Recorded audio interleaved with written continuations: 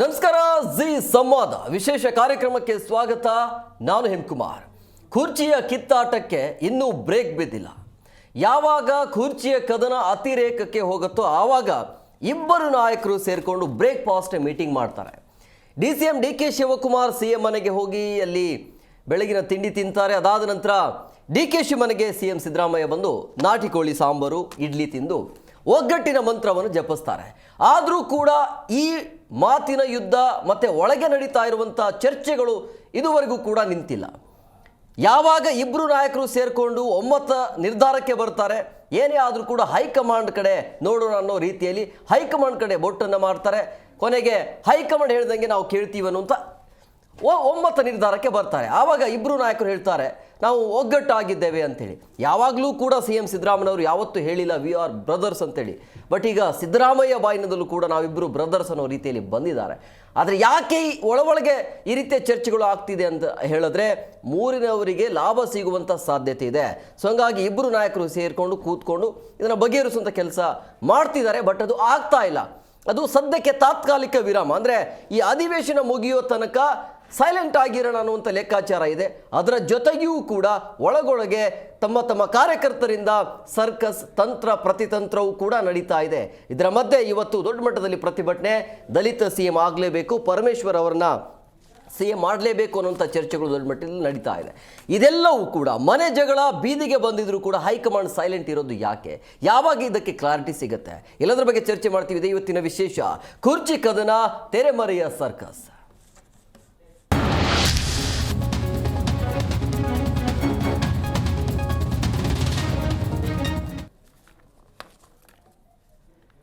ನೋಡಿ, ಕಳೆದ ಒಂದು ತಿಂಗಳಿಂದ ಅಂದರೆ ಯಾವಾಗ ಈ ಸರ್ಕಾರಕ್ಕೆ 2.5 ವರ್ಷ ಆಯ್ತಲ್ಲ, ಆವಾಗಿನಿಂದ ಚರ್ಚೆ ಆಗ್ತಾ ಇರುವಂಥದ್ದು ಕುರ್ಚಿಯ ಕದನ, ಸಂಪುಟ ಪುನಾರಚನೆ. ಈಗ ಸಂಪುಟ ಪುನಾರಚನೆ ಅಂತೂ ಅದು ಬಂದಾಗ್ಬಿಟ್ಟಿದೆ. ಈಗಿರೋದು ಕುರ್ಚಿಯ ಕಿತ್ತಾಟ.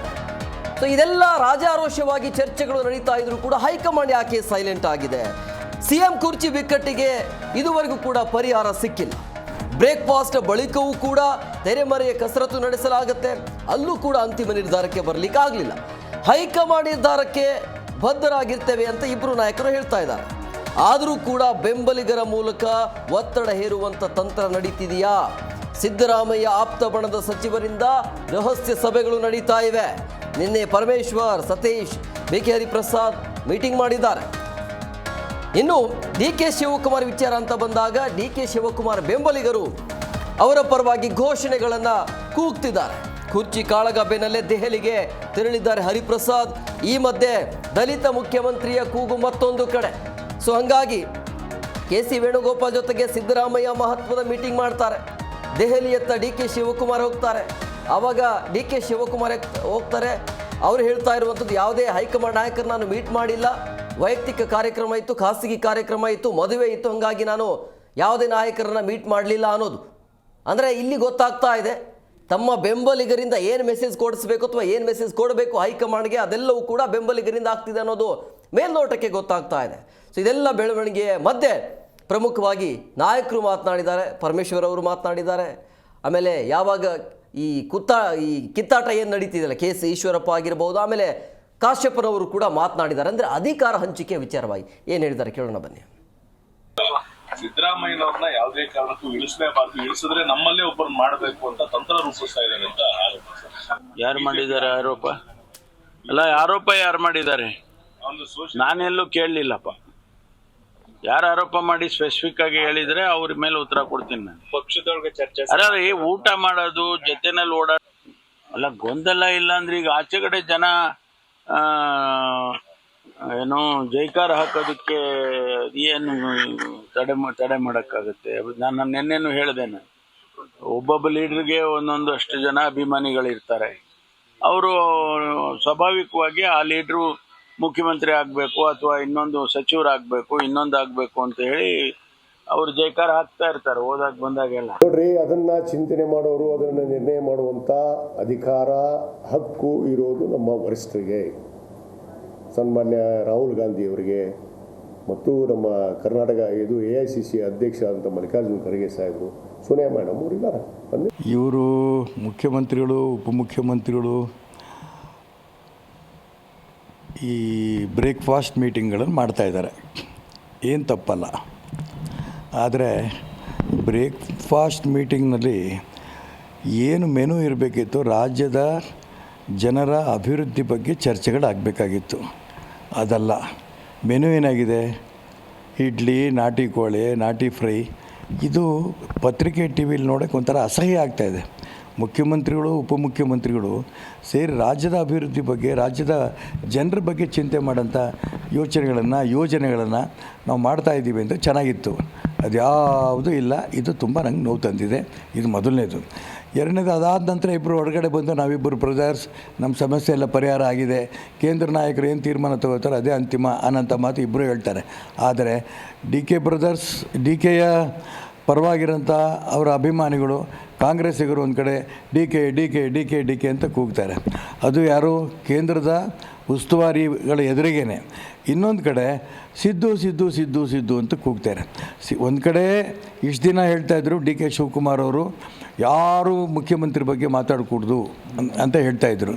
ಇವಾಗ ಹೇಳ್ತಾ ಇದ್ದಾರೆ ಅವ್ರ ಅಭಿಮಾನಿಗಳು ಕೂಗ್ತಾರೆ. ಇವರು ಮುಖ್ಯಮಂತ್ರಿಗಳು, ಉಪಮುಖ್ಯಮಂತ್ರಿಗಳು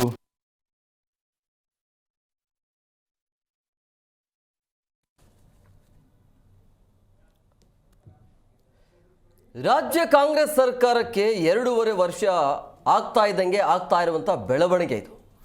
ನವೆಂಬರಲ್ಲಿ ಕ್ರಾಂತಿ ನಡೆಯುತ್ತೆ ಅಂತ ಹೇಳಲಾಗ್ತಾ ಇತ್ತು, ನವೆಂಬರಲ್ಲಿ ಆಗಿಲ್ಲ. ನವೆಂಬರ್ ಎಂಡ್ ಅಂತ ಹೇಳಲಾಗ್ತಾ ಇತ್ತು, ಅದು ಕೂಡ ಆಗಿಲ್ಲ. ಈಗ ಡಿಸೆಂಬರ್ಗೆ ಹಾಕಲಾಗಿದೆ. ಕಾರಣ ಏನು ಅಂತ ಹೇಳಿದ್ರೆ ಅಧಿವೇಶನ ನಡೀತಾ ಇದೆ. ಅಲ್ಲಿ ಮುಜುಗರಕ್ಕೆ ಒಳಗಾಗೋದು ಬೇಡ, ವಿಪಕ್ಷದವರಿಗೆ ಆಹಾರ ಆಗಲಿಕ್ಕೆ ಅವಕಾಶ ಕೊಡಬಾರ್ದು ಅನ್ನುವಂಥ ಕಾರಣಕ್ಕಾಗಿ ಇಬ್ಬರು ನಾಯಕರು ಕೂತ್ಕೊಂಡು, CM ಸಿದ್ದರಾಮಯ್ಯ ಹಾಗೂ DCM DK ಶಿವಕುಮಾರ್ ಇಬ್ಬರು ಕೂತ್ಕೊಂಡು, ನಾವು ಹೀಗೆ ಕಿತ್ತಾಡಿಕೊಂಡ್ರೆ ಮೂರನೇವರಿಗೆ ಲಾಭ ಆಗತ್ತೆ ಅನ್ನುವಂಥ ನಿಟ್ಟಿನಲ್ಲಿ ಈ ರೀತಿಯಾಗಿ ಬೇರೆಯವರಿಗೆ ಅವಕಾಶ ಕೊಡಬಾರ್ದು ಅನ್ನೋಂಥ ಕಾರಣಕ್ಕಾಗಿ ಇಬ್ಬರು ಕೂತ್ಕೊಂಡು ಟಿಫನ್ ಮಾಡಿ ಅಲ್ಲಿ ಚರ್ಚೆ ಮಾಡಿ ಒಗ್ಗಟ್ಟಿನ ಮಂತ್ರ. ಇದು ಹೇಗೆ ಒಗ್ಗಟ್ಟಿನ ಮಂತ್ರ ಆಗುತ್ತೋ ಗೊತ್ತಿಲ್ಲ. ಒಗ್ಗಟ್ಟಿನ ಮಂತ್ರ ಅದರ ಅರ್ಥ ಏನು, ಎಲ್ಲ ಶಾಸಕರು ಸಚಿವರು ಸೇರಿಕೊಂಡು ಟಿಫನ್ನೋ, ಕಾಫಿನೋ ಅಥವಾ ಏನೋ ಡಿನ್ನರ್ ಮೀಟಿಂಗೋ ಅಥವಾ ಏನೋ ಮಾಡಿದ್ರೆ ಅದಕ್ಕೆ ನಾವು ಒಗ್ಗಟ್ಟಿನ ಮಂತ್ರ ಅಂತ ಹೇಳಬಹುದು. ಇಬ್ಬರು ಸೇರಿಕೊಂಡು ಒಗ್ಗಟ್ಟಿನ ಮಂತ್ರ ಏನು, ಬೇರೆ ನಾಯಕರು ಹೇಳ್ತಾ ಇರುವಂಥದ್ದು ನಮಗೆ ಏನು ಗೊತ್ತಿಲ್ಲ, ಇಬ್ಬರು ನಾಯಕರು ಏನು ಮಾಡ್ತಿದ್ದಾರೆ ಅನ್ನೋದೇ ಗೊತ್ತಿಲ್ಲ ಅನ್ನೋ ರೀತಿಯಲ್ಲಿ ಮಾತನಾಡ್ತಿದ್ದಾರೆ. ಒಟ್ಟಿನಲ್ಲಿ ಒಳಗೆ ಜಗಳ ಅಂತೂ ನಿರಂತರವಾಗಿ ನಡೀತಾ ಇದೆ, ಆಂತರಿಕ ಬೇಗುದಿ ಅಂತೂ ಜಾಸ್ತಿ ಆಗ್ತಾನೇ ಇದೆ. ಬಟ್ ಇದನ್ನು ಕಂಟ್ರೋಲ್ ತರೋದಕ್ಕೆ ಹೈಕಮಾಂಡ್ ಯಾಕೆ ಸೈಲೆಂಟ್ ಆಗಿದೆ ಅನ್ನೋದು. ಮನೆಯ ಜಗಳ ಈ ರೀತಿಯಾಗಿ ಬೀದಿಗೆ ಬಂದಿದ್ರೂ ಕೂಡ ಅದನ್ನು ಕಂಟ್ರೋಲ್ ಮಾಡೋಕ್ಕೆ ಹೈಕಮಾಂಡ್ ಕೈಯಲ್ಲಿ ಯಾಕೆ ಆಗ್ತಾ ಇಲ್ಲ. 3 ದಿನಗಳ ಕಾಲ ಮಲ್ಲಿಕಾರ್ಜುನ ಖರ್ಗೆ ಅವರು ಬೆಂಗಳೂರಿನಲ್ಲಿ ಇದ್ದರು, ಆದರೂ ಕೂಡ ಏನು ಮಾಡಲಿಕ್ಕೆ ಆಗಿರಲಿಲ್ಲ ಅಲ್ಲಿ. ಆವಾಗ ಹೈಕಮಾಂಡ್ ರಾಹುಲ್ ಗಾಂಧಿ ಅವ್ರನ್ನ ಭೇಟಿ ಮಾಡ್ತಾರೆ, ಅಲ್ಲಿ ಚರ್ಚೆ ಆಗುತ್ತೆ. ತದನಂತರ DK ಶಿವಕುಮಾರ್, ಸಿದ್ದರಾಮಯ್ಯನವರು ಹೋಗುವಂಥ ಪ್ರಯತ್ನ ಆಗತ್ತೆ. ಅಲ್ಲಿ ಕರೆಸೋದು ಬೇಡ, ಏನೇ ಇದ್ರೂ ಕೂಡ ಇಬ್ಬರು ನಾಯಕರು ಕೂತ್ಕೊಂಡು ಅದನ್ನು ಬಗೆಹರಿಸ್ಕೊಳ್ಳೋಣ ಅನ್ನೋ ರೀತಿಯಲ್ಲಿ ಚರ್ಚೆ ಆಗುತ್ತೆ. ಅದು ಆದ ನಂತರ ಕೊನೆಗೂ ಕೂಡ ಇಬ್ಬರು ನಾಯಕರು ನೋಡಿ, ಯಾವತ್ತೂ ಕೂಡ CM ಸಿದ್ದರಾಮಯ್ಯ DK ಶಿ ಮನೆಗೆ ಹೋಗಿಲ್ಲ ಅಂತ ಅನಿಸುತ್ತೆ, ಗೊತ್ತಿಲ್ಲ ನನಗೆ ಗೊತ್ತಿರೋ ಮಟ್ಟ ಪ್ರಕಾರ DK ಶಿ ಮನೆಗೆ ಸಿದ್ದರಾಮಯ್ಯನವರು ಕೂಡ ಈ ರೀತಿಯಾಗಿ ಊಟಕ್ಕೆ ಅಂಥೇಳಿ ಯಾವತ್ತೂ ಹೋಗೇ ಇಲ್ಲ. ಬಟ್ ಈಗ ಹೋಗ್ತಿದ್ದಾರೆ ಅಂದರೆ ಅದರ ಅರ್ಥ ಕುರ್ಚಿಯನ್ನು ಉಳಿಸಿಕೊಳ್ಳೋದಕ್ಕೆ. ಆಮೇಲೆ ಅಧಿವೇಶನ ಇದೆಯಲ್ಲ, ಸದ್ಯಕ್ಕೆ ಅದರ ಬಗ್ಗೆ ಮಾತನಾಡಲಿಕ್ಕೆ ಅವಕಾಶ ಕೊಡೋದು ಬೇಡ ಅಂಥೇಳಿ. ಅದಾದ ನಂತರ ಒಳಗಡೆ ಈ ಥರ ಚರ್ಚೆ ಆಗುತ್ತೆ. ಇದೆಲ್ಲ ಮೀಟಿಂಗ್ ಆದ ನಂತರ ಹೊರಗಡೆ ಬರುವಂಥ ಮಾತುಗಳು, ಮಾತಿನ ಯುದ್ಧಗಳು ಇದೆಲ್ಲವೂ ಕೂಡ ನಡೀತಾ ಇದೆ. ಹೇಳ್ತಾರೆ ಏನು ಬೇಕಾದರೂ ಆಗಲಿ, ನೋಡೇ ಬಿಡೋಣ ಅನ್ನೋ ರೀತಿಯಲ್ಲಿ CM ಸಿದ್ದರಾಮಯ್ಯನವರು ಮಾತನಾಡ್ತಾರೆ. ಆಮೇಲೆ DK ಸುರೇಶ್ ಅವರು ದೆಹಲಿಯಲ್ಲಿ ಕೂತ್ಕೊಂಡು ಅಲ್ಲಿ ಯಾವ ರೀತಿಯಾಗಿ ಹೈಕಮಾಂಡ್ ಮುಖಾಂತರ ಏನೆಲ್ಲ ಪ್ರಯತ್ನ ಮಾಡಿಸ್ಬೇಕು ಅದೆಲ್ಲವೂ ಕೂಡ ಆಗ್ತಾ ಇದೆ. ಆದರೆ ಇಬ್ಬರು ನಾಯಕರು ಹೇಳ್ತಾ ಇರುವಂಥದ್ದು ಜೋಡೆತ್ತು, ನಾವು ವಿ ಆರ್ ದಿ ಬ್ರದರ್ಸ್ ಅನ್ನೋ ರೀತಿಯಲ್ಲಿ ಮಾತನಾಡ್ತಾರೆ. ಬಟ್ ಜನರಿಗೆ ಏನು ಸಂದೇಶ ಕೊಡ್ತಾರೆ ಅಂತ. ಅದರ ಜೊತೆಗೆ ಬೇಳೂರು ಗೋಪಾಲಕೃಷ್ಣ ಅವ್ರ ಜೊತೆಗೆ ಒಂಥರ ಬೇರೆ ರೀತಿಯ ಸ್ಟೇಟ್ಮೆಂಟ್ ಬರುತ್ತೆ.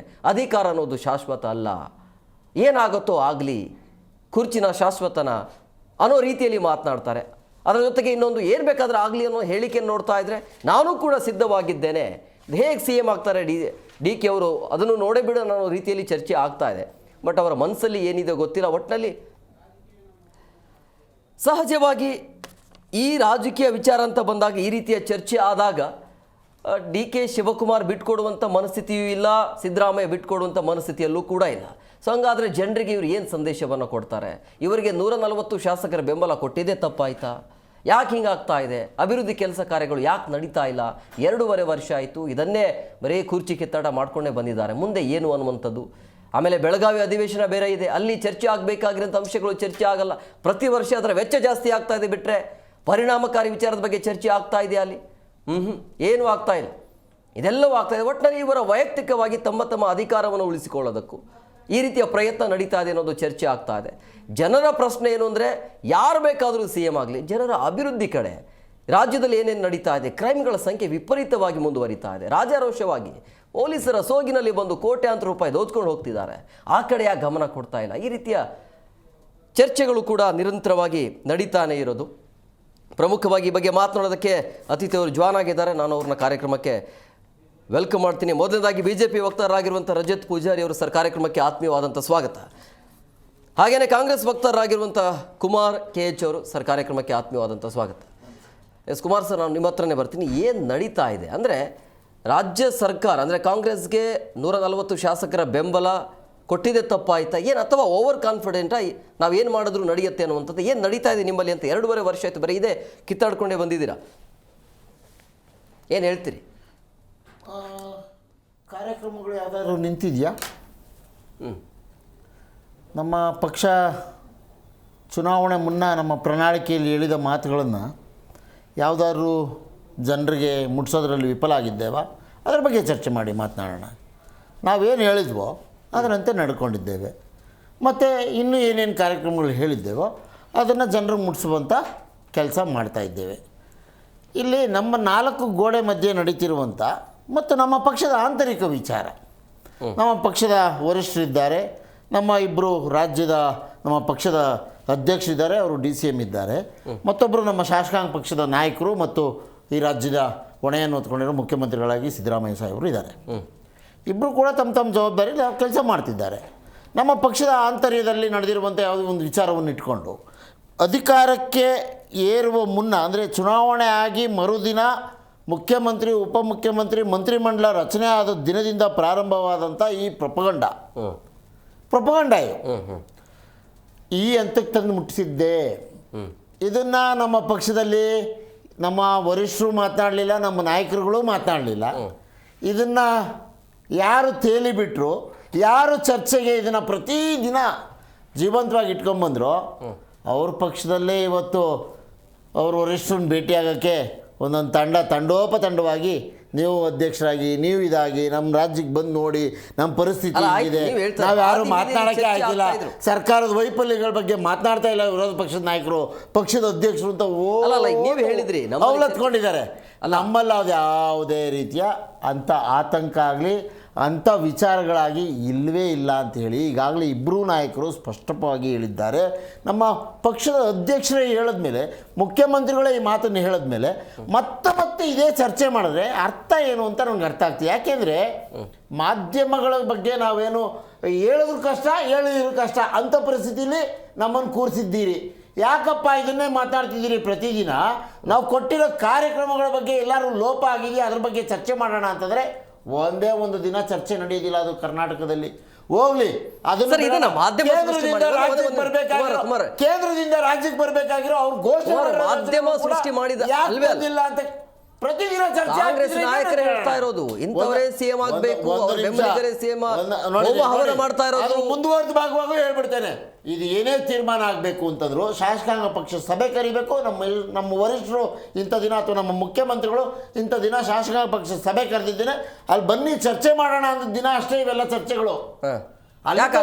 ಒಂದು ನಿಮಿಷ ಅಲ್ಲ, ಒಂದು ನಿಮಿಷ. ನಮ್ಮ ಪಕ್ಷದಲ್ಲಿ ಸ್ವಾತಂತ್ರ್ಯ ಇದೆ, ಎಲ್ಲರಿಗೂ ಗೌರವ ಇದೆ, ಮತ್ತು ಪರಸ್ಪರರು ವಿಶ್ವಾಸದಿಂದ ಇರಬೇಕು ಮತ್ತು ಜನರಿಗೆ ತಲುಪಬೇಕಾಗಿರೋ ಕಾರ್ಯಕ್ರಮಗಳು, ನಿಮ್ಮ ಕ್ಷೇತ್ರದ ಅಭಿವೃದ್ಧಿ ಕೆಲಸಗಳ ಬಗ್ಗೆ ಏನಾದ್ರು ಇದ್ದರೆ ಮಾತನಾಡಿ ಅಂತ ಹೇಳಿದ್ದಾರೆ ಹೊರತು, ಮಾತನಾಡಿದರೆ ಅವರು ಸ್ವಾತಂತ್ರ್ಯ, ಅವರ ಅಭಿಪ್ರಾಯ, ಅದು ಮಾಧ್ಯಮಗಳು ಕೇಳಿದ ಪ್ರಶ್ನೆಗೆ ಉತ್ತರಗಳಷ್ಟೇ ಹೊರತು ಅವರೇ ಬಂದು ಮಾಧ್ಯಮದ ಮುಂದೆ ಮಾಧ್ಯಮ ಗೋಷ್ಠಿ ನಡೆಸಿ ಎಲ್ಲೂ ಮಾತನಾಡಿರೋದು ಇಲ್ಲವೇ ಇಲ್ಲ ದಾಖಲೆ. ಇದು ಪ್ರೊಪಗಂಡ. ನಮ್ಮ ನಾಯಕರಿಬ್ಬರೂ ಕೂಡ ಸ್ಪಷ್ಟವಾಗಿ ತಿಳಿಸಿದ್ದಾರೆ. ಕಾವೇರಿ ನದಿ ಬಾಗಿನ ನೀಡುವಾಗ ಕೂಡ ತಿಳಿಸಿದ್ದಾರೆ. ದೆಹಲಿಯಲ್ಲಿ ಮುಖ್ಯಮಂತ್ರಿಗಳು ಕೂತ್ಕೊಂಡು ಮಾಧ್ಯಮಗೋಷ್ಠಿ ಮಾಡಿ ಕೂಡ ತಿಳಿಸಿದ್ದಾರೆ.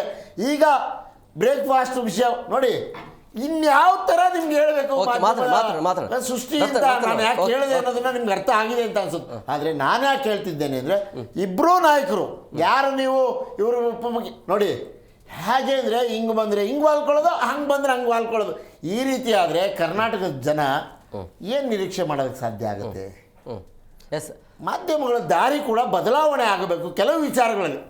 ನೀವು ಮಾಡ್ತಿರೋ ತಪ್ಪು ಅಂತ ನಾವು ಹೇಳ್ತಿಲ್ಲ, ಆದರೆ ಸ್ಪಷ್ಟಪಡಿಸಿದ ಮೇಲೆ ಅದನ್ನೇ ಜೀವಂತವಾಗಿ ಇಟ್ಕೊಂಡು ಪ್ರತಿದಿನ ಬೇರೆ ವಿಚಾರಗಳನ್ನ ಮರೆಸ್ತಾ ಇದ್ದೀರಿ.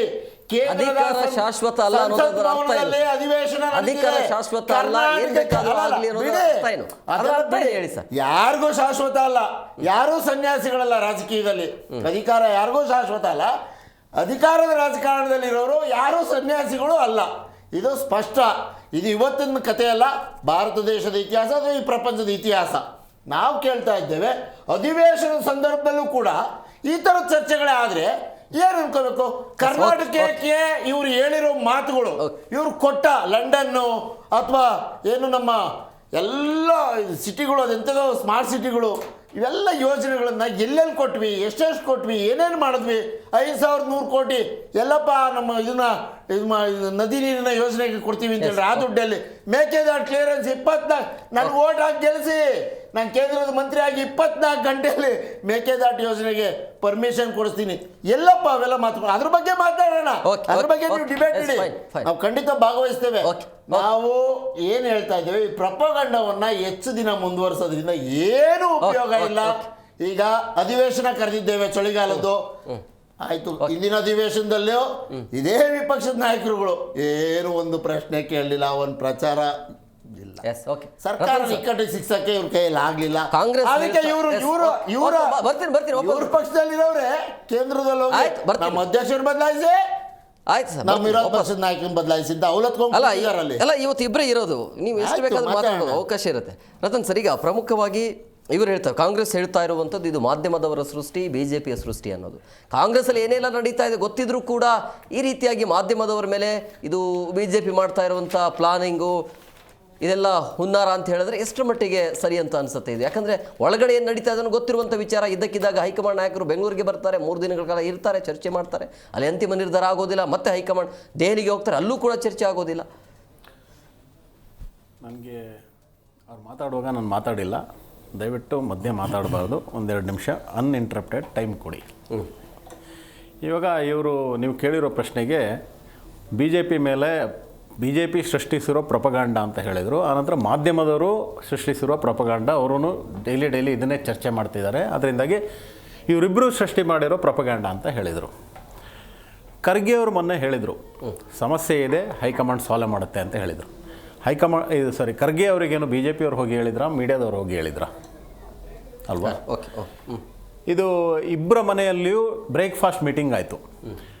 BJP ಅವ್ರು ಹೇಳಿ ಅವರು ಬ್ರೇಕ್ಫಾಸ್ಟ್ ಮೀಟಿಂಗ್ ಮಾಡಿದ್ರಾ ಅಥವಾ ಮೀಡಿಯಾದವ್ರು ಹೇಳಿ ಬ್ರೇಕ್ಫಾಸ್ಟ್ ಮೀಟಿಂಗ್ ಮಾಡಿದ್ರಾ?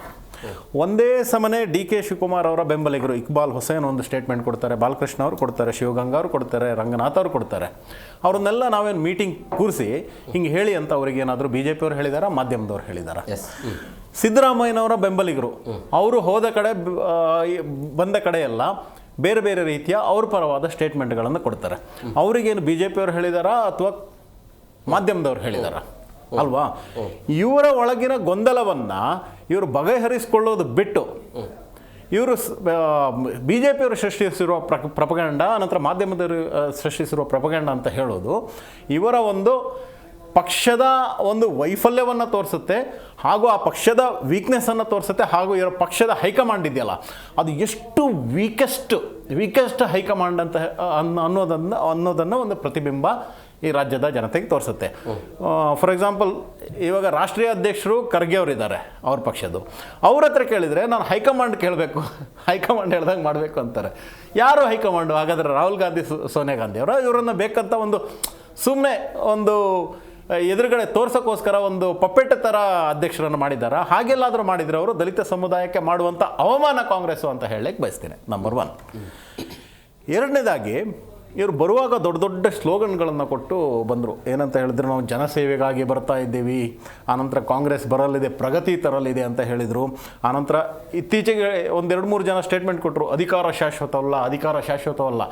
ಎಲ್ಲ ಸ್ಲೋಗನ್ಗಳನ್ನು ಹೇಳುವ ಹೇಳುವುದರ ಜೊತೆಗೆ ಇವ್ರು ಮಾಡ್ತಾ ಇರೋದು ತೋರಿಸ್ತಾ ಇರೋದು ಏನಂತ ಹೇಳಿದ್ರೆ ಅಧಿಕಾರ ದಾಹ.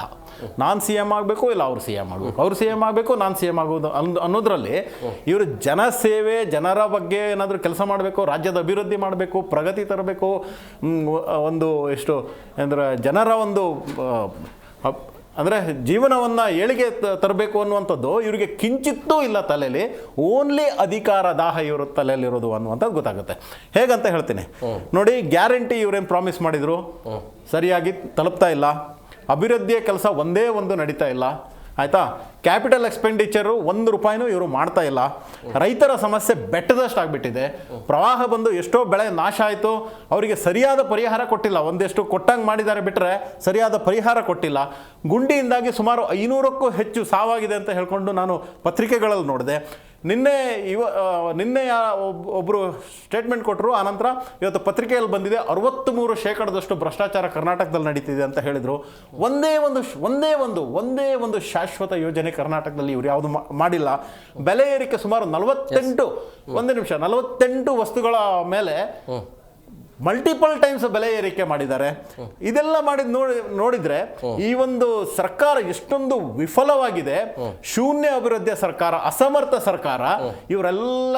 ಇವರ ಈ ಎಲ್ಲ ಒಂದು ವೈಫಲ್ಯಗಳನ್ನ ಡೈವರ್ಟ್ ಮಾಡೋದಕ್ಕೋಸ್ಕರ ಇವರೆಲ್ಲಾದರೂ ಈ ಥರದ ಮೇಲಿನ ಮೇಲೆ ಅಧಿಕಾರ ಚೇಂಜು ಅನ್ನುವಂಥ ಒಂದು ಪ್ರಪಗಂಡ ಅಂತ ಹೇಳಿದ್ರಲ್ಲ, ಮೋಸ್ಟ್ಲಿ ಇವರು ಅದನ್ನು ಮಾಡ್ತಿದ್ದಾರ ಅನ್ನುವಂಥ ಡೌಟ್ ನಮ್ಗೆ ಬರ್ತಾ ಇದೆ.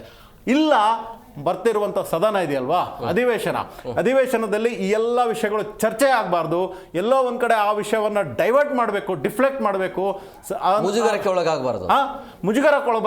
ಇವರೇನು ಕಟ್ಟಿ ಹಾಕಲಿಲ್ಲ ಅಂತ ಹೇಳಿದ್ರಲ್ಲ, ಆ ಕಟ್ಟಿ ಹಾಕುವಂಥ ಸಿಚುವೇಶನ್ ಬರಬಾರ್ದು ಅನ್ನುವಂಥ ಒಂದು ಪರಿಸ್ಥಿತಿ ಬರಬಾರ್ದು ಅಂತ ಇವರು ಈ ಎಲ್ಲ ಒಂದು ಚರ್ಚೆಯನ್ನು ಡಿಫ್ಲೆಕ್ಟ್ ಮಾಡುವಂಥ, ಡೈವರ್ಟ್ ಮಾಡುವಂಥ ಕೆಲಸವನ್ನು ಮಾಡ್ತಿದ್ದಾರಾ ಅನ್ನುವಂಥ ಎರಡು ಪ್ರಶ್ನೆ ನಮಗೆ ಹುಟ್ಟುತ್ತದೆ. ಒಂದು, ಡೈವರ್ಟ್ ಮಾಡುವಂಥ ಟ್ಯಾಕ್ಟಿಕ್ಸು ಇರ್ಬೋದು, ಇಲ್ಲ ಅಧಿಕಾರ ದಾಹ.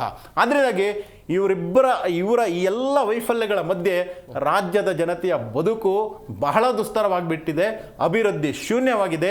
ಈ ಒಂದು ಅಸಮರ್ಥ ಸರ್ಕಾರ ತೊಲಗಿದ್ರೆ ಸಾಕು ಅನ್ನುವಂಥ ಒಂದು ಪರಿಸ್ಥಿತಿಯಲ್ಲಿ ಜನ ಹಿಡಿ ಶಾಪ ಹಾಕ್ತಿದ್ದಾರೆ ಅಂತ ಹೇಳಿ. ಕುಮಾರ್ ಸರ್ ಅವರೇ, ಈಗ ಪ್ರಮುಖವಾಗಿ ಮನೆ ಜಗಳ ಬೀದಿಗೆ ಬಂದಿದ್ರು ಕೂಡ ಹೈಕಮಾಂಡ್ ಯಾಕೆ ಸೈಲೆಂಟ್ ಆಗಿದೆ?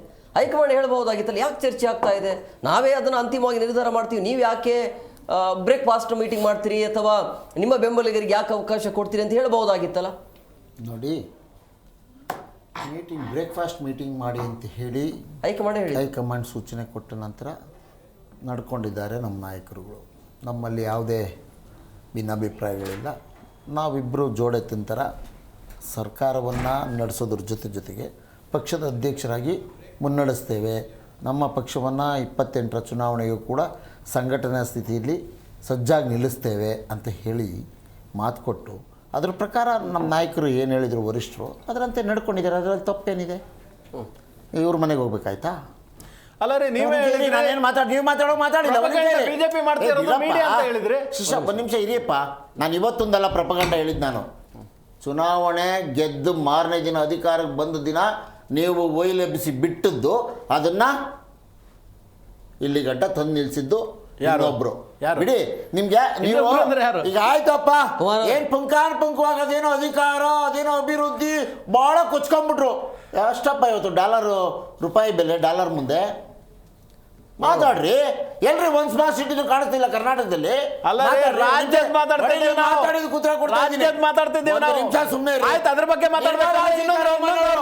ನಿರ್ಮಲಾ ಸೀತಾರಾಮನ್ ಅವರು ಬಜೆಟ್ನಲ್ಲಿ ನೀರಾವರಿ ಯೋಜನೆಗೆ 5,300 ಕೋಟಿ ಕೊಡ್ತೀನಿ ಅಂತ ಎಲ್ರಿ ಒಂದು ಕಾಸು ಕೊಟ್ಟು 53 ರೂಪಾಯಿ ಕೊಟ್ಟಿಲ್ವಲ್ರಿ? ಬಜೆಟ್ ಅಲ್ಲಿ ಘೋಷಣೆ ಮಾಡಿದ್ದು. ಮಾತಾಡ್ರಿ, ಹೇಳ್ರಿ. ಆಯ್ತಪ್ಪ, ನೀರಾವರಿ ಯೋಜನೆಗೆ ಬೊಮ್ಮಾಯಿಯವರು ಬಹಳ ಪಂಗ ಅವರು ಅಧಿಕಾರದಲ್ಲಿದ್ದಾಗ ಮೊನ್ನೆ ಇಳಿಯಕ್ಕೆ ಮುಂಚೆ ಮೇಕೆದಾಟು ಯೋಜನೆಗೆ ನಾನೆಲ್ಲ ದುಡ್ಡು ಇಟ್ಬಿಟ್ಟಿದ್ದೀನಿ ಅಂತ ಹೇಳಿದ್ರು. ಯಾಕಪ್ಪ? ನಿಂದೆ ಕೇಂದ್ರ ಸರ್ಕಾರ, ನೀವು ತಾನೇ ಪಾದಯಾತ್ರೆ ಮಾಡಿದ್ದೀರಿ. ಆಯ್ತಪ್ಪ, ಈ ಕೋರ್ಟ್ ಕೇಸು ಕ್ಲಿಯರ್ ಆಗಿದೆ, ಕೊಡಿಸ್ರಿ ಪರ್ಮಿಷನ್ ಕೇಂದ್ರದಿಂದ. ಹೋಗಿ ನಿಮ್ಮ ಪಾರ್ಟ್ನರ್ ಇದ್ದಾರಲ್ಲ ಕರ್ನಾಟಕದ ಬಗ್ಗೆ ತಮಿಳುನಾಡಿನ ಪಾರ್ಟ್ನರ್ ಇದ್ದಾರಲ್ಲ ಬಿಜೆಪಿ ಅವರು, ಅವ್ರ ಪರ್ಮಿಷನ್ ತಗೊಂಡ್ಬರ್ರಿ. Double game. ಆ ರಾಜ್ಯಕ್ಕೆ ಹೋದಾಗ ಅಲ್ಲೊಂದು ಗೇಮು, ಈ ರಾಜ್ಯಕ್ಕೆ ಬಂದಾಗ ಇಲ್ಲೊಂದು ಗೇಮು. ಸರಿ, ನಿಮಗೆ ನಾಲ್ಗೆ ಇಲ್ಲ. ನಾನು ಹೇಳ್ತಾ ಇದ್ದೇನೆ, ಕುಡಿಯೋ ನೀರು ಬೆಂಗಳೂರು ನಗರಕ್ಕೆ ಇದೇ ಉತ್ತರ ಭಾರತೀಯರು ಬೆಂಗಳೂರು ತುಂಬ ತುಂಬಿಕೊಂಡಿದ್ದಾರೆ. ನಮಗೋಸ್ಕರ ಅಲ್ಲದೆ ಇದ್ರು ಬಂದು ವಲಸೆ ಬಂದು ಇಲ್ಲಿ ಸೇರ್ಕೊಂಡಿದ್ದಾರಲ್ಲ, ಗುಜರಾತ್ ಮಾದರಿ ಅಂತ ಎಲ್ಲರೂ ಇಲ್ಲಿ ಸೇರಿಸಿದಿರಲ್ಲ BJP ಅವರು. ಅವ್ರು ಕುಡಿಯೋಕ್ಕೆ ನೀರು ಕೊಡೋಕ್ಕಾರು ಆ ಯೋಜನೆ ಬರಬೇಕಲ್ವಪ್ಪ. ಮೇಕೆದಾಟು ಅಣೆಕಟ್ಟು ಕಟ್ಟಲಿಲ್ಲ ಅಂದರೆ ಬೆಂಗಳೂರು ನಗರದ ಪರಿಸ್ಥಿತಿ ಏನಾಗುತ್ತೆ? ಕೈಗಾರಿಕೆಗಳು ಆಮೇಲೆ ಅದೊಂದು ಉಳಿ ಲೆಬ್ಬಿಸ್ತಾರೆ, ಕೈಗಾರಿಕೆಗಳಲ್ಲಿ ನೀರು ಕೊಡಲಿಲ್ಲ ಅದಕ್ಕೆ ಹೋಯ್ತಾವೆ ಅಂತ. ಅದೆಲ್ಲ ಕರ್ಕೊಂಡೋಗ್ತೀರಾ, ಗುಜರಾತಿಗೆ ಕರ್ಕೊಂಡೋಗ್ತೀರಾ? ಏನು ಇವೆಲ್ಲ ಡ್ರಾಮಾಗಳು ನಿಮ್ಮವು? ನಾನು ಸರ್ ನೋಡಿ ಸರ್, ಅಧಿಕಾರದ ವಿಚಾರದಲ್ಲಿ ನಮ್ಮ ಪಕ್ಷದ ಶಾಸಕರಿದ್ದಾರೆ, ನಮ್ಮ ಹೈಕಮಾಂಡ್ ಇದೆ, ನಮ್ಮ ಪಕ್ಷದ ಅಧ್ಯಕ್ಷರಿದ್ದಾರೆ, ನಮ್ಮ CLP ಲೀಡರು ನಮ್ಮ ಸಿದ್ದರಾಮಯ್ಯ ಸಾಹೇಬ್ರಿದ್ದಾರೆ. ಅವ್ರು ಮಾತಾಡ್ಕೋತಾರೆ, ಚರ್ಚೆ ಆಗುತ್ತೆ. ನೀ ಅಭಿವೃದ್ಧಿ ಬಗ್ಗೆ ಮಾತನಾಡೋದಾದರೆ ಬನ್ನಿ, ಯಾವುದೇ ಚರ್ಚೆ ಮಾಡಬೇಕು ಮಾಡೋಣ, ಆಯ್ತಪ್ಪ. ಒಂದು ನಿಮಿಷ ಇರ್ರಿ, ಆಯ್ತು ರೀ. ಯಾರ್ರೀ ಬೆಲೆ ಏರಿಕೆ ಕಾರಣ? GST ಡಬಲ್ GST ಮಾಡಿಬಿಟ್ಟು ಮೊನ್ನೆ ನೀವೇ ಫೋಟೋ ಹಾಕೊಂಡ್ಬಿಟ್ಟು 10 ವರ್ಷದಿಂದ ಲೂಟಿ ಹೊಡೆದ್ಬಿಟ್ಟು ಫೋಟೋ ಹಾಕೊಂಡ್ಬಿಟ್ಟು ಕಡಿಮೆ ಮಾಡ್ಬಿಟ್ಟಿದ್ದೀನಿ ಅಂತ ಫೋಟೋ ಹಾಕೊಂಡು ವಿಜೃಂಭಿಸಿದವ್ರು ನೀವೇ ಅಲ್ವೇನ್ರಿ? ಆಯ್ತು, ಈಗ ನನ್ನ ತಾಕತ್ ನೋಡ್ರಿ, 90 ರೂಪಾಯಿ ಮಾಡಿದ್ದೀನಿ, ಬೆಲೆ ಹಾಕೊಳ್ರಿ ಫೋಟೋ ನೋಡೋಣ. ಇವೆಲ್ಲ ಬೇಡ, ನಿಮ್ಮ ಡಬಲ್ ಸ್ಟ್ಯಾಂಡರ್ಡ್ ಎಲ್ಲ ಬೇಡ. ಬೆಲೆಗಳನ್ನ ಏರಿಸಿದವರು BJP ಅವರೇ. ಇವತ್ತೇನಾದ್ರು ಜನರು ನೋಡಿ, ನಮ್ಮ ಆರೋಗ್ಯದ ಸಂಕಷ್ಟದ ನಂತರದ ದಿನಗಳಲ್ಲಿ ಎಲ್ಲರ ಜೀವನ ನಲುಗುಟ್ಟಂಗೆ ಮಾಡಿದವ್ರು ಇವರೇ ಅಲ್ವೇನ್ರಿ? ಇವರೇ ಉಳಿಯುವಂತ ಮಾಡಿರೋ ನಾವು. ವಿಕಾರವಾದಂತ ರೋಗ ನೀವು ತಗೊಂಡಿದ್ದೀರಿ, ರಾಹುಲ್ ಗಾಂಧಿ ತಗೊಂಡಿದ್ದಾರೆ, ಸಿದ್ದರಾಮಯ್ಯ ಅವರು ತಗೊಂಡಿದ್ದಾರೆ. 4 ಫ್ಯಾಕ್ಟ್ರಿ ಓಪನ್ ಮಾಡ್ತಿದ್ದೀವಿ, ಸಿದ್ದರಾಮಯ್ಯ ಅವರು ತಗೊಂಡಿದ್ದಾರೆ, DK ಶಿವಕುಮಾರ್ ಅವರು ಇರೋ ಫ್ಯಾಕ್ಟ್ರಿಗಳು ಬಂದರ್ಗಳು ಮಾರಾಟ ಮಾಡ್ತೀವಿ ಅಂತ ಹೇಳೋ ಇವರು ಪಾಪ ಏನು ಅಭಿವೃದ್ಧಿ ಬಗ್ಗೆ ಮಾತನಾಡ್ತಾರೆ. ನೋಡಿ, ಈ ಕುರ್ಚಿಯ ಕಿತ್ತಾಟದ ಮಧ್ಯೆ ಈಗ ದಲಿತ CM ಕೂಗು ಜಾಸ್ತಿ ಆಗ್ತಾ ಇದೆ. ಅಂದರೆ ಪರಮೇಶ್ವರ್ ಅವರು CM ಆಗಬೇಕು ಅಂತೇಳಿ ರಕ್ತದ ಮುಖಾಂತರ ಪತ್ರವನ್ನು ಬರೆಯಲಾಗಿದೆ ಹೈಕಮಾಂಡ್ಗೆ. ರತ್ನ ಅವರೇ, ಈಗ ಚರ್ಚೆ ಆಗ್ತಾ ಇರೋದು ಕಾಂಗ್ರೆಸ್ಸಲ್ಲಿ ಕ್ರಾಂತಿ ಆಗತ್ತೋ ಬಿಡುತ್ತೋ, ಒಟ್ಟಿನಲ್ಲಿ BJPಯಲ್ಲಂತೂ ಆಗೇ ಆಗತ್ತೆ ಅನ್ನೋ ರೀತಿಯಲ್ಲಿ ಈಗ ಚರ್ಚೆ ಆಗ್ತಾ ಇದೆ. ಕಾರಣ ರೆಬೆಲ್ ಟೀಮ್ ಮತ್ತೆ ಆಕ್ಟಿವ್ ಆಗಿರುವಂಥದ್ದು. ಅಧಿಕಾರದಿಂದ ನಿಮ್ಮ ಕುರ್ಚಿ ನೀವು ಉಳಿಸ್ಕೊಳ್ಳಿ ಅನ್ನೋದು ಅವ್ರು ಹೇಳ್ತಾರೆ. ನಮ್ದೇನು ಹೇಳ್ತೀವಿ ನಾವು, ಅವ್ರಿಲ್ಲ ಅಂದ್ರೆ ಇನ್ನೊಬ್ರು ಆ ಜಾಗದಲ್ಲಿ ಬರ್ತಾರೆ, ನಿಮ್ಮದು ಸ್ಥಾನವನ್ನು ಗಟ್ಟಿ ಮಾಡ್ಕೊಳ್ಳಿ ಅಂತ ಅವ್ರು ಹೇಳ್ತಾರೆ. ಪಕ್ಷದಲ್ಲಿ ಇರುವಂತ ಒಂದಿಷ್ಟು ಇದು ಗೊಂದಲಗಳಷ್ಟೇ ಬಿಟ್ರೆ ಅದೆಲ್ಲ ಸರಿಯಾಗುತ್ತೆ. ಆದರೆ ಹಾಗಿದ್ರೆ ನಮ್ದು ಅಷ್ಟೇ. ಆದ್ರೆ ಇವರು ಸರ್ಕಾರದಲ್ಲಿದ್ದಾಗ ಏನಾಗುತ್ತೆ ಅಂತ ಹೇಳಿದ್ರೆ, ಸಿದ್ದರಾಮಯ್ಯನವರು ನಿಮ್ಮನ್ನ ಆಬ್ಸರ್ವೇಷನ್ ಅಲ್ಲಲ್ಲ ಗೊಂದಲಗಳು ಅಷ್ಟೇ ಅವ್ರಿಗೆ, ನಮ್ದು ಅಷ್ಟೇ ಗೊಂದಲಗಳು. ಇವಾಗ ಏನ್ ಗೊತ್ತಾ, ಸಿದ್ದರಾಮಯ್ಯನವರು CM ಆಗಿ ಮುಂದುವರಿತಾರ ಇಲ್ವಂತ ಒಂದು ಅಧಿಕಾರ ವರ್ಗ ಇದೆಯಲ್ವಾ, ಅವ್ರಿಗೆ ಗೊಂದಲ. ಆನಂತರ ನೆಕ್ಸ್ಟ್ ಇವರು ಯಾರು DK ಶಿವಕುಮಾರ್ ಆದ್ರೆ ಹೆಂಗೆ ನಾಳೆ ಅಂತ ಹೇಳ್ಕೊಂಡು ಅಧಿಕಾರ ಅವರಿಗೆ ಇನ್ನೊಂದ್ ತರ ಗೊಂದಲ. ಅದರಿಂದಾಗಿ ಏನಾಗುತ್ತೆ, ಕಾಂಗ್ರೆಸ್ ಪಕ್ಷ CM ಆಗಿರ್ತಾರೆ 5 ವರ್ಷ. ಅದ್ ಯಾರಂತ ಹೇಳಿ ಈಗ ಮಾನ್ಯ ಸಿದ್ದರಾಮಯ್ಯನವರು ಇದ್ದಾರೆ, ಕುಮಾರ್ ಅವರೇ, ಕುರ್ಚಿ 2.5 ವರ್ಷದಲ್ಲಿ ಬೇರೆ ಪಕ್ಷ ಅಧಿಕಾರಕ್ಕೆ ಜನ ಹೇಳ್ತಾ ಇರೋದು ಯಾರು ಬೇಕಾದ್ರೆ CM ಆಗಿರ್ಲಿ, ಬೇಡ ಅಂತ ಹೇಳ್ತಾರೆ. ಸೊ ಅದಕ್ಕೆ ಹೇಳಿದ ಏನಾಗುತ್ತೆ ಅಂತ ಹೇಳಿದ್ರೆ, ಅಧಿಕಾರಿ ವರ್ಗದವರು ಕನ್ಫ್ಯೂಷನ್ ಅಲ್ಲಿ ಇರ್ತಾರೋ ಆವಾಗ ಅವರು ಸರಿಯಾದ ಕೆಲಸವನ್ನ ಮಾಡಲ್ಲ. ಸರ್ಕಾರದ ಮೆಷಿನರಿ ವರ್ಕ್ ಆಗಲ್ಲ, ಅದೊಂಥರ ಸ್ಟ್ಯಾಂಡ್ ಸ್ಟಿಲ್ ಆಗ್ಬಿಡುತ್ತೆ. ಅದರಿಂದಾಗಿ ರಾಜ್ಯದ ಅಭಿವೃದ್ಧಿ ಕಾರ್ಯಗಳಾಗಲ್ಲ. ಅದನ್ನ ಹೇಳ್ತಾ ಇದ್ದೀವಿ ನಾವು. ಇವಾಗ ನಾನು ಇಷ್ಟು ಪಟ್ಟಿ ಕೊಟ್ಟನಲ್ಲ ಇವರದ್ದು ಇದು ವೈಫಲ್ಯಗಳು, ಇದೆಲ್ಲ ಕಾರಣ ಏನಂತ ಹೇಳಿದ್ರೆ, ಅದೇ ಸೇಮ್ ವೈಫಲ್ಯ ಸರ್ಕಾರದ ಇದೆಯಲ್ಲ, ಸಿದ್ದರಾಮಯ್ಯ ಇಲ್ಲ ವಕ್ತಾರ ಏನೇನು ಮಾತಾಡಿದ್ರು ಅದಷ್ಟು ಕೂಡ ಆಯ್ತಪ್ಪ. ನಾಗ್ಪುರಕ್ಕೆ ಯಾರು ಹೋಗಿದ್ರು? ಅಮಿತ್ ಶಾ ಅವರು ಮೋದಿ ಅವರಿಬ್ರು ಈ 3 ತಿಂಗಳು, ಈ 4 ತಿಂಗಳಿಂದ ಅಮಿತ್ ಶಾ ಅವರು ಮೋದಿ ಅವರು ನಾಗಪುರಕ್ಕೆ ಯಾಕೆ ಹೋಗಿದ್ರು? ನಾನು ಹೇಳ್ತಾ ಇರೋದು ನಮ್ಮ ರಾಜ್ಯದಲ್ಲಿ ಆಗ್ತಾ ಇರೋ ಬೆಳವಣಿಗೆ ಬಗ್ಗೆ ಏನಾಗ್ತಾ ಇದೆ. ಒಂದು ನಿಮಿಷ, ಗ್ಯಾರಂಟಿಯನ್ನ ಕೊಟ್ಬಿಟ್ಟು ಎಲ್ಲವನ್ನು ಮುರಳಿ ಮನೋಹರ್ ಜೋಶಿ ಅವ್ರಿಗೆ, ಅಡ್ವಾಣಿ ಅವ್ರಿಗೆ, ಯಡಿಯೂರಪ್ಪನವ್ರಿಗೆ ಮೋದಿ ಅವ್ರಿಗೆ ಯಾಕೆ ಮತ್ತೆ ಇಲ್ಲಿ ಪಾಪ ಏನ್ ಮಾಡ್ತಾರೆ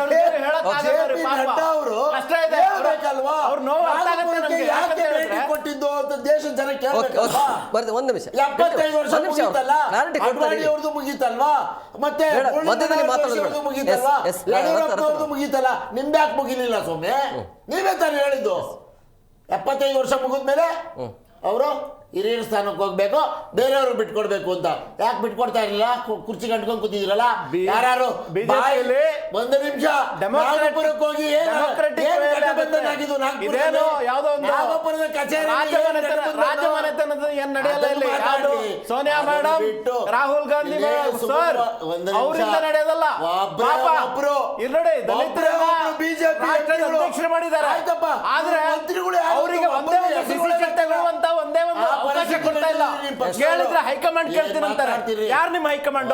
ನಿಮ್ಮ ಹೈಕಮಾಂಡ್ ಯಾರಾಗಿದ್ರೆ? ನಮ್ದು ರಾಹುಲ್ ಗಾಂಧಿ ಅವರು, ಪಾರ್ಲಿಮೆಂಟ್ ಸೋನಿಯಾ ಗಾಂಧಿ ಅವರು, ಮತ್ತೆ ಮಲ್ಲಿಕಾರ್ಜುನ ಖರ್ಗೆ ಅವರೇನು ನಮ್ಮ ಹೈಕಮಾಂಡ್. ನಿಮ್ಮ ಹೈಕಮಾಂಡ್ ನಾಗ್ಪುರನಾ, ಕೇಶವ ಕೃಪನಾ ನಿಮ್ಮ ಹೈಕಮಾಂಡ್? ನಾವು ರಾಜಕೀಯ ಪಕ್ಷದ ಮುಖವಾಣಿ ಅಲ್ಲ ಅಂತ ಇಲ್ಲಿ ಬಂದು ಭಾಷಣ ಹೊಡೆದೋದ್ರು ಮೊನ್ನೆ. ಹೈಕಮಾಂಡ್ ನಿಮ್ದು ಯಾವ್ದು? ಆಯ್ತು, ಇವಾಗ ನಾನು ಕೇಳ್ತೀನಿ. ಫ್ಲಾಗ್ ಆರ್ಸಕ್ ಹೋಗಿದ್ರು ಮಲ್ಲಿಕಾರ್ಜುನ್ ಖರ್ಗೆ ಅವರು ಹೇಳಿದ ಹೈಕಮಾಂಡ್ ಯಾವ್ದು? ಜೊತೆಲಿ ಫ್ಲಾಗ್ ಆರ್ಸಕ್ ಹೋಗಿದ್ರು. ದೆಹಲಿಲಿ ಒಂದು ದೇವಸ್ಥಾನ ಏನ್ ಸ್ವಾಮಿ ಓಕೆ, ಓಕೆ.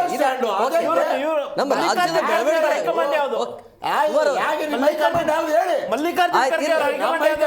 ಹೆಸರು ಹೇಳಿದ್ವಿ ನಾವು. ಹೆಸರು ಹೇಳ್ರಿ ಅಂತ ಹೇಳಿದ್ರಲ್ಲ, ಫ್ಯಾಮಿಲಿ ಅಷ್ಟೇ, ಕುಟುಂಬ. ನಾನು ಹೇಳೋದು ಅಲ್ಲ, ಇಬ್ಬರಿಗೆ ಹೇಳೋದು ಕೇಶವ ಕೃಪಾ ನಿಮ್ಮ ಹೈಕಮಾಂಡ್ ಹೇಳಿ. ಕುಟುಂಬದ ಹೈಕಮಾಂಡ್ ನಾವ್ ಎದೆ ತಟ್ಕೊಂಡು ಅಲ್ಲ, ಎಲ್ಲವನ್ನ ಇಲ್ಲಿಗೆ ಕುಮಾರ್ ಅವರೇ, ರತನ್ ಅವರೇ, ಇಬ್ಬರಿಗೆ ಹೇಳೋದು ಎಲ್ಲವನ್ನ ಹೈಕಮಾಂಡ್ ನಿರ್ಧಾರ ಮಾಡೋದಾದ್ರೆ ಜನ ಯಾಕೆ ಬೇಕು ನಿಮ್ಗೆ? ವೋಟಿಂಗ್ ಯಾಕೆ ಮಾಡಬೇಕು ಅಂತ ಹೇಳಿ.